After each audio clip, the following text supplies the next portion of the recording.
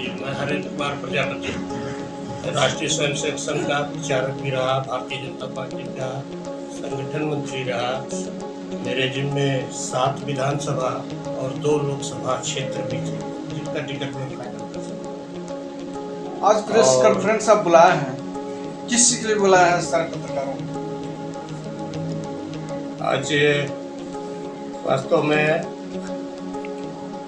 Socrates social research university trust नई दिल्ली द्वारा मुझे 2 अवार्ड मिले हैं। एक तो इंटरनेशनल ह्यूमैनिटी सॉलिडेरिटी के लिए मिला है, अंतर्राष्ट्रीय पुरस्कार है ये। 50 लोगों को ये अवार्ड मिला है।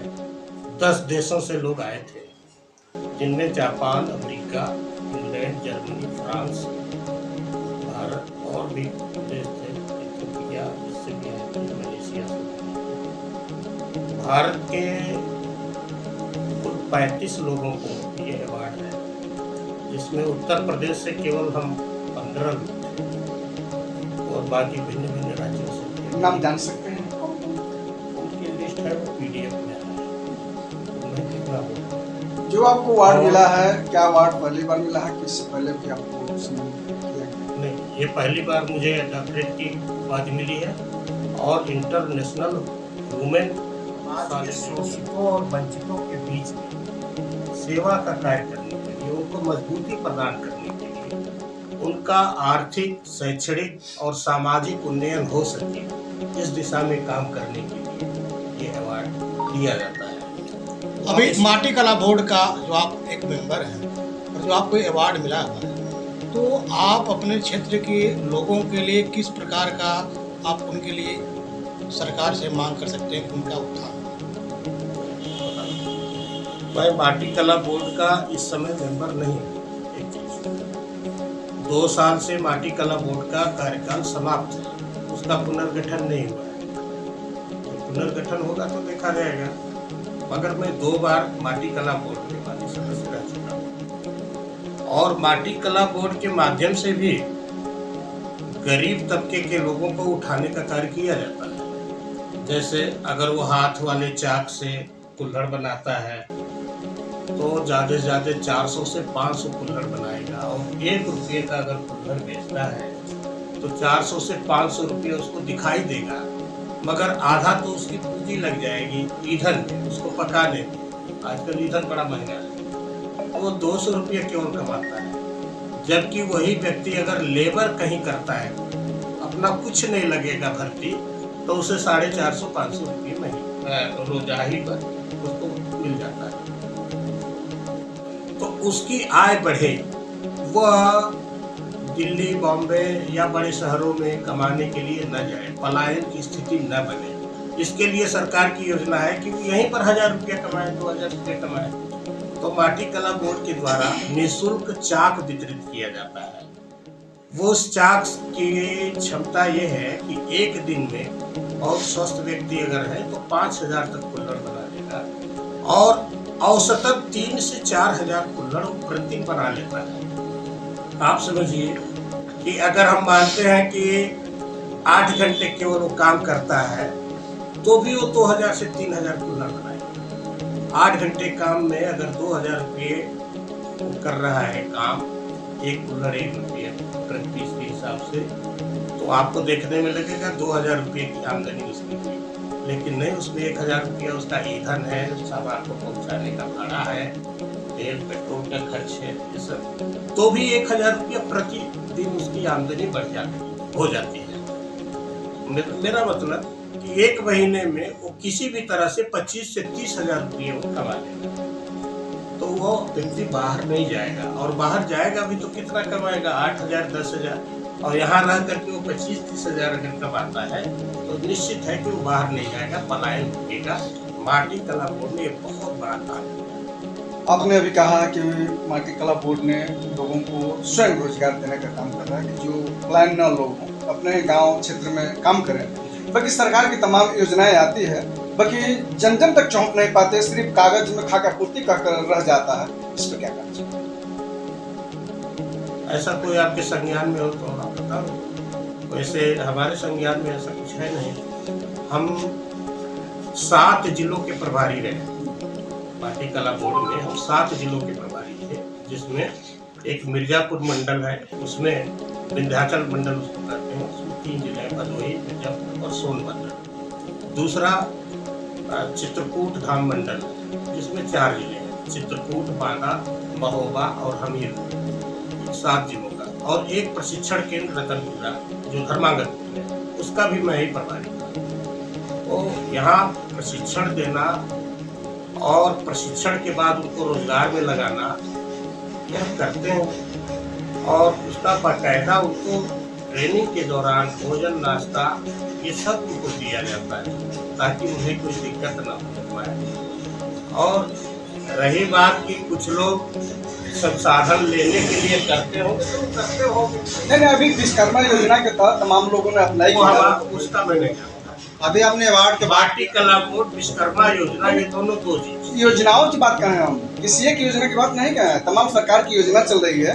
तो जब विश्वकर्मा योजना के तहत तमाम लोग अप्लाई किए हैं, बल्कि उसमें कुछ ही लोग पाए हैं, जैसे 100 में 10 लोग 20 लोग पाए हैं, बाकी लोगों को नहीं मिला। हाँ, ये होता है। असल में लक्ष्य प्रदेश से निर्धारित है बजट के हिसाब से।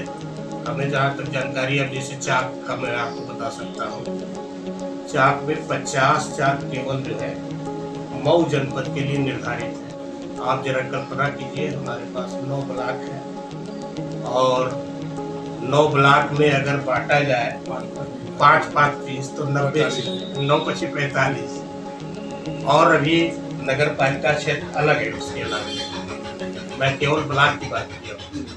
तो इस प्रकार से चाहिए बहुत, लेकिन धन बहुत कम आवंटित होता है। मात्र 12.5 करोड़ रुपये जो माटी कला बोर्ड के लिए आवंटित होता है, उसमें हमारे CEO जो IAS अधिकारी होते हैं, उनका वेतन, गाड़ी, और हमारे माटी कला बोर्ड के अध्यक्ष और माननीय सदस्यों का भी भत्ते वगैरह सब रहते हैं, उसी 12.5 करोड़ रुपये में। और पूरे प्रदेश को देखना है, जबकि 75 जिले हैं। तो मैं कह सकता हूँ संसाधन का अभाव है। हम सरकार से अपील भी करेंगे, आपके माध्यम से भी अपील करते हैं कि इस बजट को और बढ़ाया जाए। हम लोगों ने अभी योजना बनाई है माटी कला बोर्ड में कि जब मैं पिछले बैठक में था, उसमें सोलर चाक वितरित किए जाए। इससे बिजली का खर्च बचेगा, उन उपभोक्ता का पैसा बचेगा और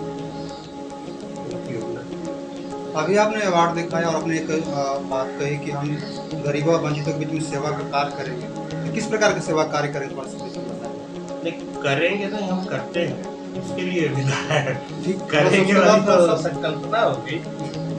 अभी ये वीरेंद्र मौर्य जी बैठे हैं, गाढ़ा गांव सभा में हमने जैसे गरीब बच्चों में स्वेटर, फिर लसरा है, अभी रतनपुरा ग्राम सभा में ही है, तो यहाँ के लोगों को भी हमने अपने वितरण तो किया, बाकी देखने को तो नहीं मिला। नहीं, हमने तो पोस्ट वगैरह डाला है, अब आप लोगों को नहीं बुला सके, ये अलग बात है। तो आप दवे पिछले गरीब शोषित लोगों के लिए क्या इस मंच से कहना चाहेंगे, प्रेस कॉन्फ्रेंस में? जी, अब देखिए ऐसा है कि सारी राजनीतिक पार्टियां ह्यूमन सॉलिडरिटी के लिए काम करती हैं, मानव के सशक्तिकरण के लिए। कोई व्यक्ति कमजोर न हो, देश का, राष्ट्र का, सभी के उत्थान के लिए सारी पार्टियां करती हैं। लेकिन उसके पीछे उनका एक लक्ष्य रहता है, सत्ता को प्राप्त करना। आप समझ रहे हैं?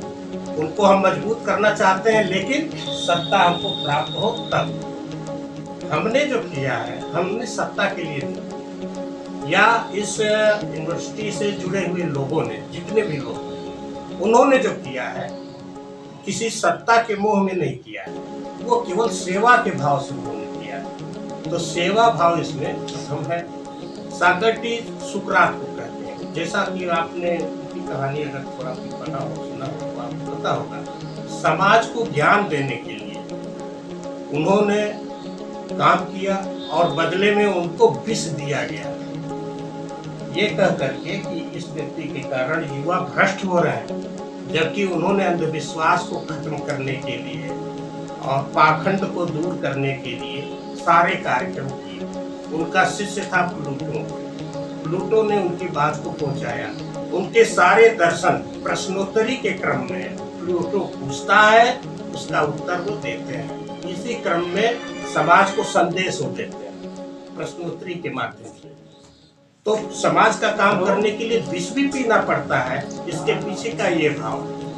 तो हम लोगों ने कोई पाने के लिए नहीं बल्कि विष ग्रहण करने के लिए किया है, इसमें हमें खुशी है। अभी देखा जाए कि बहुत सारे गरीब लोग भी हैं और शिक्षा भी है, नशाखोरी भी है। इस क्षेत्र में आप क्या काम करते हैं? गरीब है और नशाखोरी, हम तो नशे के खिलाफ हैं। हम तो स्वयं सुनती और बुद्धि तक नहीं देते कैसे उनको और लोगों में संदेश भी यही देते हैं। हम तो जहाँ भी जाते हैं बताते हैं, समझाते हैं कि देख, अगर तुमने 10 रुपये की बीड़ी पर डे इस्तेमाल किया तो 1 महीने में 300 रुपया हो जाता है। यह 300 रुपया आप अपने बच्चे की फीस भरने में भी खर्च कर सकते हैं। 12 महीने में 3600 रुपया, 3600 रुपये हो जाता है। मेरा उन लोगों से आग्रह है जो नशा में है, आप इस तरफ सोचिए। आप 3600 रुपया केवल नशा में फेंक देते हैं, मिनिमम है। जबकि मैं देखता हूं कि बच्चों को सरकार द्वारा जो दिया जाता है कि आप इस पैसे से ड्रेस खरीदेंगे, गार्जियन बच्चों से पैसे ले लेते हैं, उसका दारू पी जाते हैं। ये बहुत ही दुखद है अपने देश के लिए। हम सब लोगों को, आप लोगों को भी उनको जगाना चाहिए और ऐसा करने से